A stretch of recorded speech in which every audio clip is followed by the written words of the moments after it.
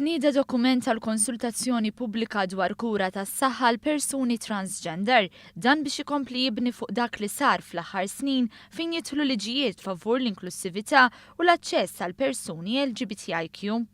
Il-Ministru għas-Saħħa u d-Deputat Prim Ministru Chris Fearn fisser il-ħtieġa li persuni trans li jitrasformaw ġisimhom biex jaqbel mal-identità tal-ġeneru tagħhom ikollhom aċċess għal kura medika meħtieġa. Prinċipju bażiku li fis-servizz tas-saħħa ma jkun hemm l-ebda diskriminazzjoni. Da jfisser li nkunu nistgħu nofru lil dawn il-persuni servizzi fuq is-sistema tas-saħħa tal-gvern fejn għandhom xaqsmu ormoni u anke fejn għandhom xaqsmu xi forma ta' counseling u xi forma ta' kirurġija. Huwa qal li permezz hekk Malta ser tkun waħda minn 6 pajjiżi li joffru dawn is-servizzi. Dr. Natasha Zoppardi Muscat, waħda mill-professjonisti li ħadmet fuq dan id-dokument, qalet li dan huwa bbażat fuq riċerka dwar servizzi li jingħataw f'pajjiżi oħra u wara li saret konsultazzjoni ma' professjonisti u attivisti oħra f'dan is-settur.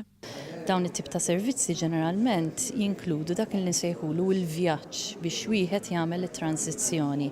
Issa dal-vjaġġ huwa vjaġġ li jista' jirrikjedi kemm tibdil fl-anatomija tal-persuna, però wkoll huwa vjaġġ psikosoċjali kemm għall-individwu u kemm għall-familjari tal-individwu. Dr. Zoppardi Muscat fissret kif hemm propost li s-servizzi jingħataw b'mod holistiku billi jkun tim multidixxiplinarju li jagħti l-kura sabiex tingħata attenzjoni xierqa għall elementi mhux biss fiżiċi iżda anke dawk psikosoċjali. Il-konsultazzjoni pubblika ser tibqa' għaddejja sas-Sibt 6 ta' Ġunju.